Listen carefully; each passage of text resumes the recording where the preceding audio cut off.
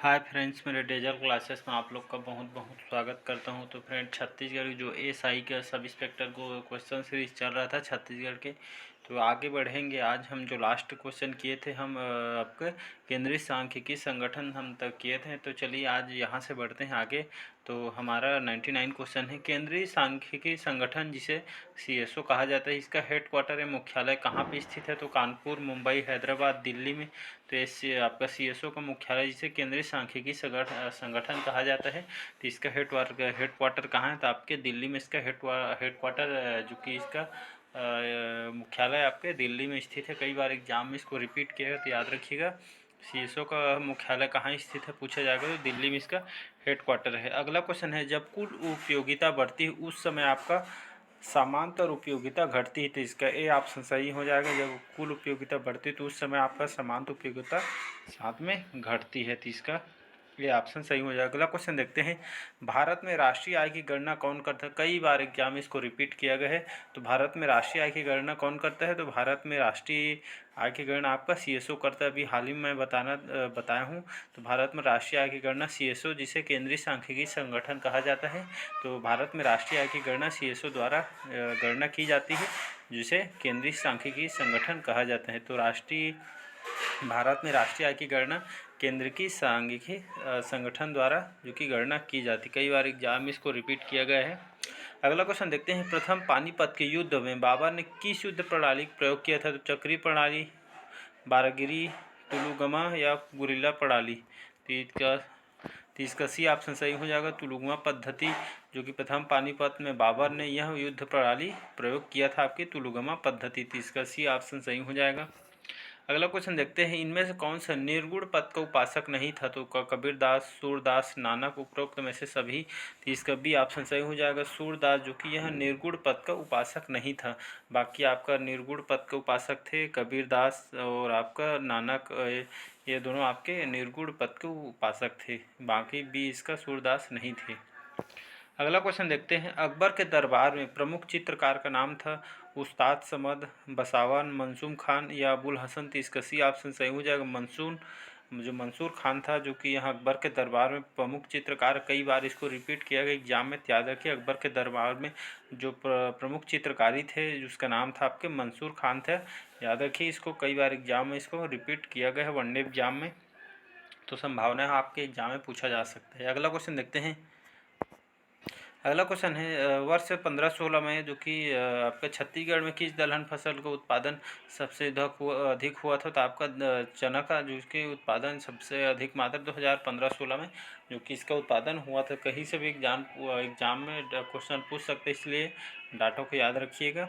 चना का उत्पादन 2015-16 के वर्ष में अधिक मात्रा में उत्पादन हुआ था, याद रखिएगा। अगला क्वेश्चन देखते हैं, छत्तीसगढ़ में कथक नृत्य के विकास से किनका योगदान है? महत्वपूर्ण योगदान है। तो कथक नृत्य में किसका योगदान है? तो आपका राजा रत्नदेव, राजा कामसेन, राजा चक्रधर सिंह या राजा कमल नारायण सिंह। तो इसका सी ऑप्शन सही हो जाएगा, राजा चक्रधर सिंह। तो इनका बहुत ही महत्वपूर्ण योगदान है छत्तीसगढ़ में कथक नृत्य में।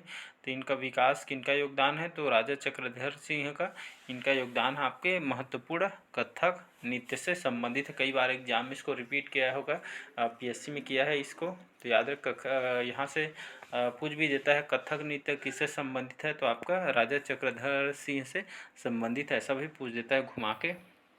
अगला क्वेश्चन है, सरहुल त्यौहार छत्तीसगढ़ की कौन सी जनजाति या सीजी ट्राइब मनाते हैं? तो कमार, उरांव, बैगा, गोंड। तो इसका भी ऑप्शन सही हो जाएगा। सरहुल त्यौहार आपका कौन सी जनजाति जो कि यहाँ मनाते हैं? तो आपका जो उरांव जनजाति है, तो सरहुल त्यौहार आपके उरांव जनजाति के लोग, यह जनजाति लोग अपने जो कि यह त्यौहार मनाते हैं आपके उरांव जनजाति के लोग। तो याद रखिएगा सरहुल त्यौहार यह आपके उरांव जनजाति द्वारा यहाँ मनाते हैं, तो इसका भी ऑप्शन याद रखिएगा। अगला क्वेश्चन देखते हैं, छत्तीसगढ़ में कत्था बनाने वाली अनुसूचित जनजाति या शेड्यूल्ड ट्राइब कौन सी जनजाति है? तो धनवार, बिंजवार, खैरवार या मझवार। तो आपकी जो खरवार जनजाति है, जो अनुसूचित जनजाति है, ये छत्तीसगढ़ में जो कि ये मुख्य रूप से कत्था बनाने वाली अनुसूचित जनजाति है। तो कौन सी जनजाति है? तो आपकी खरवार जनजाति लोग, जो कि यहाँ कत्था निकालने या बनाने के कार्य इन लोग करते हैं। कई बार एग्जाम में रिपीट किया गया, तो याद रखिएगा। संभावना है कि आपके सीजी सब इंस्पेक्टर, पीएससी वगैरह व्यापम में उसको पूछा जा सके। तो कौन सी जनजाति है? तो खरवार जनजाति, जो कि कत्था निकालने और बनाने का काम इन लोग करते हैं। जिसका सी ऑप्शन सही हो जाएगा। अगला क्वेश्चन देखते हैं। छत्तीसगढ़ की प्राचीन भाषा, एंशियंट लैंग्वेज का नाम क्या था? तो आपके अवधी, हल्बी, कोसली या महाकांतराय। तो इसका सी ऑप्शन सही हो जाएगा, कोसली। तो छत्तीसगढ़ की जो प्राचीन भाषा क्या थी? तो आपकी कोसली नाम था। याद रखिएगा, इसका सी ऑप्शन याद रखिएगा। छत्तीसगढ़ की प्राचीन भाषा कोसली लैंग्वेज था। तो इसका सी ऑप्शन सही हो जाएगा। अगला क्वेश्चन देखते हैं। कौन अपने पद की शपथ नहीं लेता है? तो उपराष्ट्रपति, राष्ट्रपति, प्रधानमंत्री, स्पीकर। तो यह सर्वोच्च न्यायालय के न्यायाधीश थे। इसका डी ऑप्शन सही हो जाएगा, स्पीकर। कई बार इसको जो कि एग्जाम में पूछा गया है, तो ये अपने पद की शपथ नहीं लेता है, स्पीकर। तो इसका डी ऑप्शन सही हो जाएगा। अगला क्वेश्चन है, भारतीय संविधान या इंडियन कॉन्स्टिट्यूशन में कौन सा अनुच्छेद प्रसाद का सिद्धांत उल्लेखित करता है? तो इसका सी ऑप्शन सही हो जाए, अनुच्छेद 310 या आर्टिकल 310 में, या भारतीय संविधान या इंडियन कॉन्स्टिट्यूशन में यह अनुच्छेद आपका प्रसाद का सिद्धांत उल्लेखित करता है। कई बार इसको एग्जाम में रिपीट किया, याद रखिए, मोस्ट इंपॉर्टेंट क्वेश्चन है। तो ये अनुच्छेद 310 में, जो कि प्रसाद के सिद्धांत को उल्लेखित किया है भारतीय संविधान में। तो याद रखिए, इसका सी ऑप्शन सही हो जाएगा, आर्टिकल 310 याद रखिएगा। जितना भी क्वेश्चन कराया जा रहा है आपके एग्ज़ाम में कहीं न कहीं पूछा गया है, तो सारे जो क्वेश्चन जो कि बताया जा रहा है सभी एग्ज़ाम में पूछा गया और बहुत ही महत्वपूर्ण क्वेश्चन है।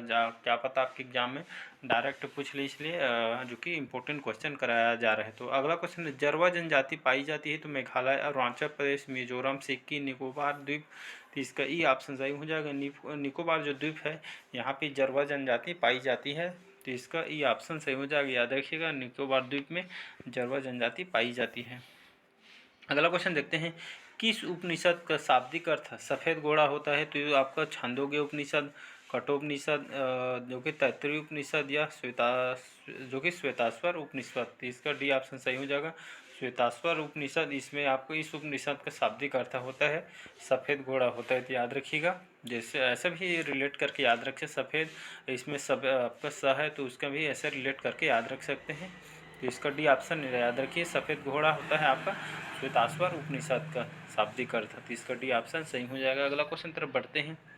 भारतीय संस्कृति या इंडियन कल्चर में किस अनंग कहा गया है? तो कृष्ण, शिव, काम या लक्ष्मण को। तो इसका सी ऑप्शन सही हो जाए, भारतीय संस्कृति या इंडियन कल्चर में अनंग को कहा गया है, तो इसको काम को अनंग कहा गया है। तो इसका सी ऑप्शन याद रखिएगा, सही आंसर हो जाएगा। कई बार इससे एग्जाम में इसको पूछा गया है। अगला क्वेश्चन, किसी भारतीय परमाणुवाद का जनक कहा जाता है? तो महर्षि गौतम को, महर्षि कपिल, या महर्षि कणाद, या महर्षि पतंजलि को। तो इसका सी ऑप्शन सही हो जाए, महर्षि कणाद को, जो कि भारतीय परमाणुवाद का जनक कहा जाता है आपके महर्षि कणाद को। मोस्ट इंपॉर्टेंट क्वेश्चन है, याद रखिएगा, भारतीय परमाणुवाद के जनक कहे जाते हैं आपके महर्षि कणाद को। तो इसका सी ऑप्शन सही हो जाएगा। अगला क्वेश्चन तरफ बढ़ते हैं। भारतीय संस्कृति या इंडियन ट्रेडिशनल के अंतर्गत रीत का अर्थ क्या होता है? तो कृत्रिम नियम, और आपका प्राकृतिक नियम, या मानवीय नियम, सामाजिक नियम। तो इसका बी ऑप्शन सही हो जाएगा। भारतीय संस्कृति और इंडियन ट्रेडिशनल के अंतर्गत जो रीत का अर्थ होता है क्या होता है? तो यह प्राकृतिक नियम से संबंधित होता है। तो इसका बी ऑप्शन सही हो जाएगा। अगला क्वेश्चन देखते हैं। तमसो मा ज्योतिर्गमय का कथन मूलतः क्या होता है? तो इसका महाकाव्यों का, उपनिषदों का, आपका पुराणों का, या षड दर्शन का। तो इसका बी ऑप्शन सही हो जाएगा, उपनिषदों का होता है। तो तमसो का ज्योतिर्गमय का कथन है आपका मूलतः उपनिषदों में, जो कि इसको बताया गया। तो इसका बी ऑप्शन सही हो जाएगा। अगला क्वेश्चन देखते हैं। सत्यार्थ प्रकाश के लेखक का नाम क्या है? कई बार इसको एग्जाम में रिपीट के मोस्ट इंपॉर्टेंट क्वेश्चन है। अगर आप पिछले कोई भी एग्जाम उठा के क्वेश्चन पेपर देख लीजिए, सॉल्व करके देखिए, यहाँ से क्वेश्चन जो बताया जा रहा है आपको किसी न किसी एग्जाम में पूछा गया। तो मोस्ट इंपॉर्टेंट क्वेश्चन याद रखिएगा, प्रीवियस ईयर का क्वेश्चन भी सॉल्व करते चलिएगा। अगला क्वेश्चन देखते हैं। सत्यार्थ प्रकाश के लेखक क्या नाम है? तो स्वामी निश्चलानंद, स्वामी विवेकानंद, स्वामी चिन्मयानंद, या डी है स्वामी दयानंद सरस्वती। तो इसका डी ऑप्शन सही हो जाएगा, स्वामी दयानंद सरस्वती।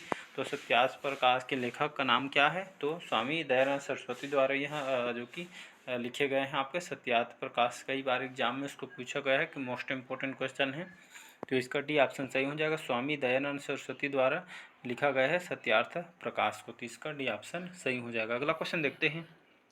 महाभारत काल में महानदी का नाम क्या था? तो ताप्ती, कावेरी, महानंदा, चित्तोत्पला, तो इसका डी ऑप्शन सही हो जाएगा। महाभारत काल में महानदी का क्या नाम था? तो उस समय चित्तोत्पला के नाम से उसको जाना जाता है महाभारत काल में। तो याद रखिए महानदी को किस नाम से जाना जाता है? तो चित्तोत्पला के नाम से जाना जाता है। आपके पीएससी में आया हुआ क्वेश्चन है, मोस्ट इंपॉर्टेंट है, तो इसका डी ऑप्शन याद रखिएगा, सही हो जाएगा। अगला क्वेश्चन देखते हैं। राजनांदगांव जिला का चितवा डोंगरी क्यों प्रसिद्ध है? वेरी वेरी इंपॉर्टेंट क्वेश्चन है, बहुत बार उसको रिपीट किया क्वेश्चन को। तो आपका जलप्रपात है, चिता या अभ्यारण्य है, या प्रागैतिहासिक शैल चित्र है, या प्राचीन मंदिर है? तो इसका सी ऑप्शन सही हो जाएगा। प्रागैतिहासिक शैल चित्र है, जो कि यहाँ आपके राजनांदगांव जिला का जो चितवा डोंगरी क्यों प्रसिद्ध है? तो आपके प्रागैतिहासिक शैल चित्र के कारण यहाँ चितवा डोंगरी बहुत ही प्रसिद्ध है। तो ये आप यहाँ से 2 क्वेश्चन पूछ सकता है, चितवा डोंगरी क्यों प्रसिद्ध है? तो आपका प्रागैतिहासिक शैल चित्रों के लिए यहाँ प्रसिद्ध है। और दूसरा क्वेश्चन बच सकता है, चितवा डोंगरी कहाँ पर जो कि यहाँ स्थित है? तो याद रखिएगा राजनांदगांव जिला में यह स्थित है आपके चितवा डोंगरी। तो यहाँ से 2 क्वेश्चन बन सकते हैं, कई बार एग्जाम में रिपीट किया गया है। अगला क्वेश्चन देखते हैं। छत्तीसगढ़ राज्य में तिब्बती शरणार्थी कहाँ बसे हैं? इसको भी आपके पीएससी में आया हुआ क्वेश्चन है। तो आपके मैन पार्ट, सामरी पार्ट, नारायणपुर, बचेली, तो इसका ए ऑप्शन सही हो जाएगा। छत्तीसगढ़ राज्य में जो तिब्बती शरणार्थी थे कहाँ बसे थे, उनको लाया गया था, तो मैन पार्ट में इसको लाया गया था। इसका ए ऑप्शन याद रखिएगा, सही हो जाएगा। तिब्बती शरणार्थी मैन पार्ट में बसे हुए हैं, तो इसका ए ऑप्शन सही हो जाएगा। अगला क्वेश्चन देखते हैं। निम्न कथन पर विचार कीजिए। तो आपके जून 1915 को रायपुर के टाउन हॉल में छत्तीसगढ़ के लगभग 300 मालगुजारों का सम्मेलन हुआ था। आपका दूसरा, इस सम्मेलन की अध्यक्षता आपके राय साहब दानी ने की थी। और तीसरा आपके सम्मेलन के राष्ट्रीय मुद्दों पर विचार विमर्श किया गया था। तो इसका डी ऑप्शन सही हो जाएगा। इसका जो कथन फर्स्ट है आपका 20 जून 1915 को रायपुर के टाउन हॉल में छत्तीसगढ़ के लगभग 300 मालगुजारों का सम्मेलन हुआ था, तो इसका फर्स्ट ऑप्शन सही हो जाएगा। बाकी 2 और 3 इसका गलत आंसर हो जाए। ऐसे टाइप के क्वेश्चन जो कि आपको 5 से 6 क्वेश्चन देखने को मिल जाता है एग्जाम में, देखे होंगे तो इसमें अक्सर क्या होता है, कन्फ्यूज हो जाते हैं। इसलिए जो आपको डाटा दिया रहता है उसको अच्छे से पढ़िए, उसके बाद से आपका टिक लगाना है, ताकि आपका जो भी आंसर है उसको गलत मत हो। इसलिए अच्छे से क्वेश्चन को पढ़िए, फिर आंसर लगाइएगा। तो इसका डी ऑप्शन केवल 1 सही होगा। अगला क्वेश्चन देखते हैं। अगला क्वेश्चन, छत्तीसगढ़ राज्य के सकल घरेलू उत्पादन जीडीपी में वर्ष 2015-16 में स्थिर मूल्य को पशुधन का योगदान क्या था? तो 15-16 के अनुसार जो सकल घरेलू उत्पादन जीडीपी में वर्ष 2015-16 में स्थिर मूल्य पर पशुधन का योगदान उस समय 1.33% रहा था। अगला क्वेश्चन देखते हैं। छत्तीसगढ़ में उद्यानिकी के क्षेत्र में किस फसल का क्षेत्र सबसे अधिक मात्रा में है? तो सब्जियों का, फलों का, औषधि पौधों का, या पुष्प का? तो इसका ए ऑप्शन सही हो जाएगा, सब्जियों का। तो इसको कई बार एग्जाम में इसको रिपीट किया गया है, तो याद रखिएगा छत्तीसगढ़ में उद्यानिकी क्षेत्र में, याद रखिएगा उद्यानिकी के क्षेत्र में आपका जो सब्जियों का फसल का क्षेत्र सबसे अधिक है। याद रखिएगा उद्यानिकी क्षेत्र में आपका सब्जी फसल का क्षेत्र सबसे अधिक है। तो इसका ए ऑप्शन याद रखिएगा, सही आंसर हो जाएगा। अगला क्वेश्चन देखते हैं, मोस्ट इम्पोर्टेंट क्वेश्चन है। आपका जो ड्रिप सिंचाई योजना के अंतर्गत राज्य के द्वारा लघु एवं सीमांत कृषकों को लागत कितना प्रतिशत अनुदान दिया जाता है इसमें? तो आपका 60%, 50%, 40% या 30%? तो इसका ए ऑप्शन सही हो जाएगा। ड्रीम सिंचाई योजना के अंतर्गत राज्य द्वारा, छत्तीसगढ़ जो सरकार द्वारा यहाँ पे लघु सीमांत एवं कृषकों को लागत का कितना प्रतिशत अनुदान दिया जाता है? तो इसमें सहायता राशि दिया जाता है ड्रिप सिंचाई योजना के तहत। इसमें 60% आपका जो इसमें 60% अनुदान इसमें दिया जाता है ड्रिप सिंचाई योजना के अंतर्गत राज्य के द्वारा। तो याद रखिए इसमें आपका लघु एवं सीमांत कृषकों को लागत जो कि इसमें 60% जो कि प्रतिशत अनुदान में दिया जाता है ड्रिप सिंचाई योजना के तहत। तो इसका ए ऑप्शन 60% सही हो जाएगा। अगला क्वेश्चन देखते हैं। छत्तीसगढ़ स्टेट के कुल राजस्व प्राप्ति 2015-16 में राजस्व का योगदान का अनुमानित कितना था? तो आपके 15-16 में कितना था? तो आपका 34.66% उस समय था।